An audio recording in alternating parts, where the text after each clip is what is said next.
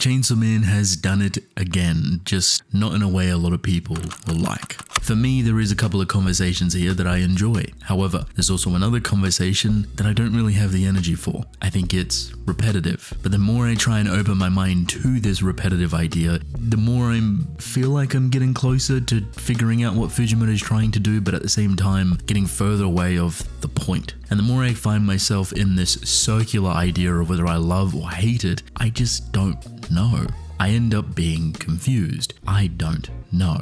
You're probably like, what are you talking about? What does this mean? It all comes down to Denji. Body autonomy, sexual autonomy, manipulation, regression, you name it. We've seen it for a long time now, and whether or not we're actually ever going to get answers or progression or whatever makes it more redundant, I don't know. It happens often, it almost feels circular, and it kind of feels like we're stuck in the mud. But is it on purpose?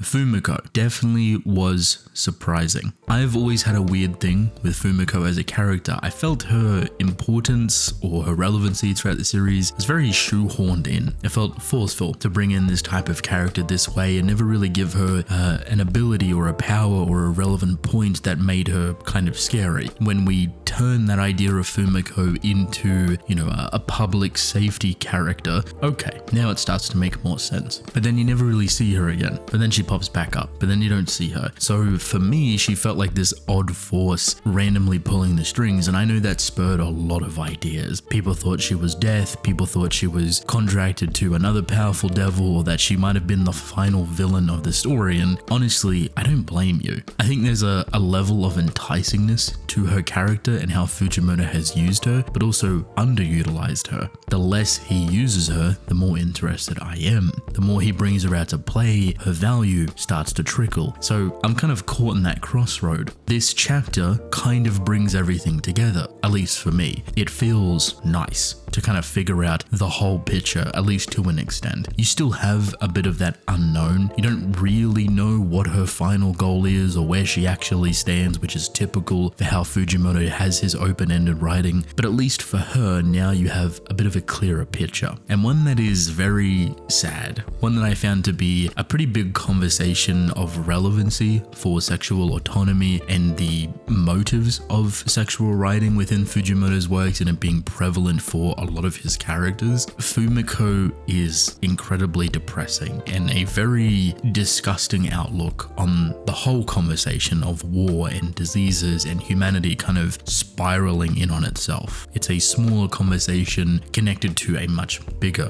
conversation, which she directly utilizes. So it turns out that at the age of 14, Fumiko made a contract with the STD devil. Yes, that is legitimate. For a moment, if you isolate that idea, that's very sad. I don't think we'll get a backstory for her because it's already implied, but the more you think about it, how she got to that decision or potentially what she has gone through just sounds horrifying and disgusting. Because she is contracted to that devil, she is able to have clones of herself. The way she puts it is that all across the globe there is a bunch of Fumikos, and because of war and death and diseases, etc., those Fumikos have been dwindling. They share information between each other, it seems powerful, and it's most likely how she's been getting back and forth through the story rather easily. You see her in multiple different situations that are very far apart, which was never really alarming but now makes more sense. There's an idea here that I find interesting that I don't think Fujimoto will talk about in regards to Fumiko's identity. I find that when you have a character that has clones of itself, the original identity tends to disappear. So all of those clones are technically not clones anymore and just the original person. So you lose a big portion of the original,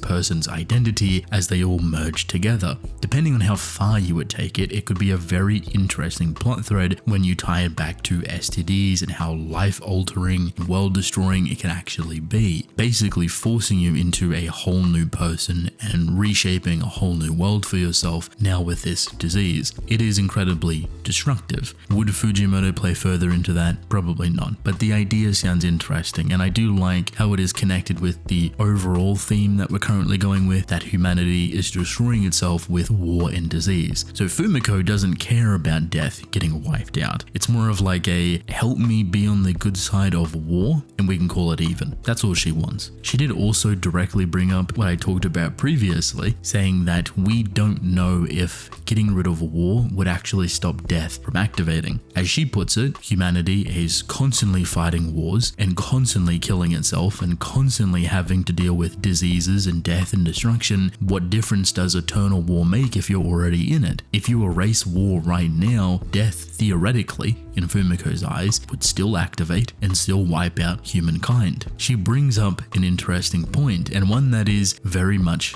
believable. To help cement it just a little bit more, Earth was originally on track to be wiped out by death when she awakened. That was the original prophecy, but because death changed it, its headliner is now war. If you take out war, would we not just go back to the previous prophecy? There's a big attraction, manipulation, and sexual motif for this whole chapter, very typical for how Fujimoto is handling Denji currently, and it brings up a number of different ideas and conversations that people have had for months now, both good, bad, right and wrong, what should be done, what shouldn't be done, and it's a repetitive thing. It's a tiring conversation. All I will say is that I will not give this a lot of energy, so please don't slaughter me.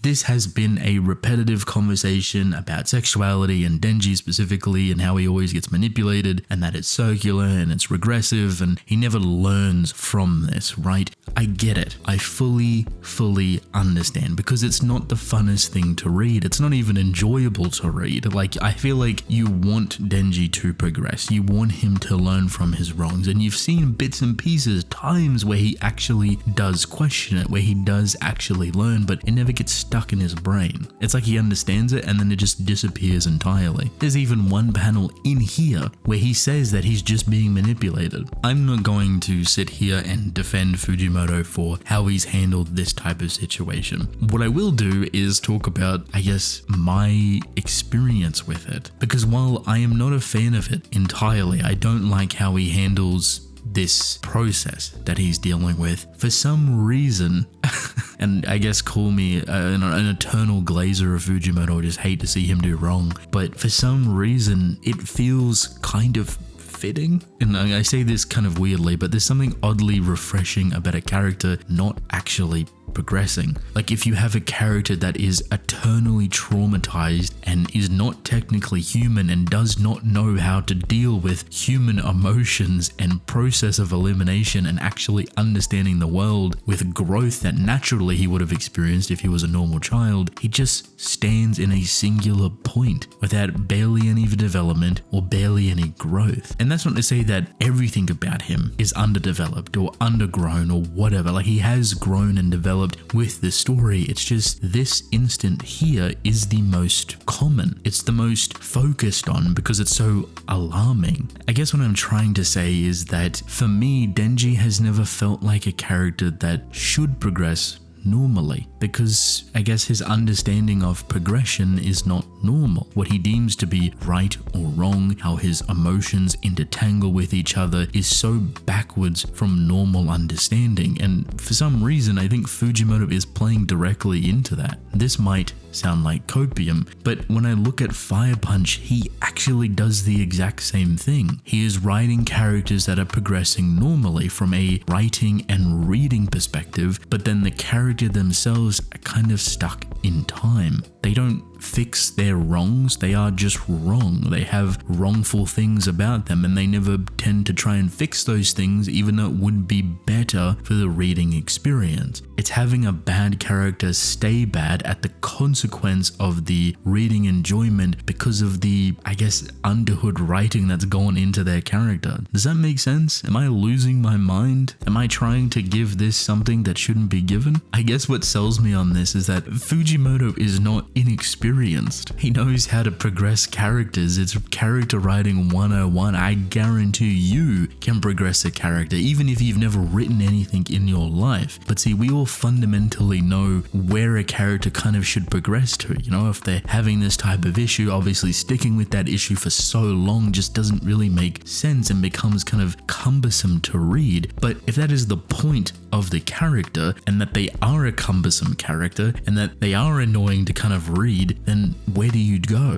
Do you stick with the nature of the character, or do you just try to make the story more enjoyable? because I can guarantee, almost promise you, that Fujimoto could literally just write Denji backing away from the sexuality motif, backing away from women manipulation, and just moving forward. And I think people would be really, really happy with that. And I even think it would be fine for his character. It wouldn't break anything, but I don't think that's what Fujimoto wants to tell. I don't think he can't tell it. I think he just wants Denji to never actually grow, to never reach that endpoint of a final character that feels concluded. I look back at Fire Punch and the comparison for a lot of other characters, even early Chainsaw Man, and how he tends to cut off his characters, never give them the full development treatment because he likes to play into their negatives a lot more, dig them up and to showcase them. But he always keeps them in relevancy. He always writes them to the type of lore or to the type of emotional maturity that the character has. So when you have someone like Denji, he's grown exponentially, but not in the departments that helps himself. He's never been as alone as he is now. He's never been as conflicted or confused as he is now. A part of me believes that what Fujimoto is trying to do is kind of weaponize the worst parts of Denji imaginable, showing that he can't actually evolve from it, which I think is a ballsy writing move and a very impressive writing move. But is it fun to read writing-wise? No. Is it normal to read writing-wise? No. Again, the easiest answer is that he just progresses Denji forward. Simple as that. And he could have done it now. He could have done it 5 chapters ago, 20 chapters ago, 50 chapters ago. So what really is he trying to do?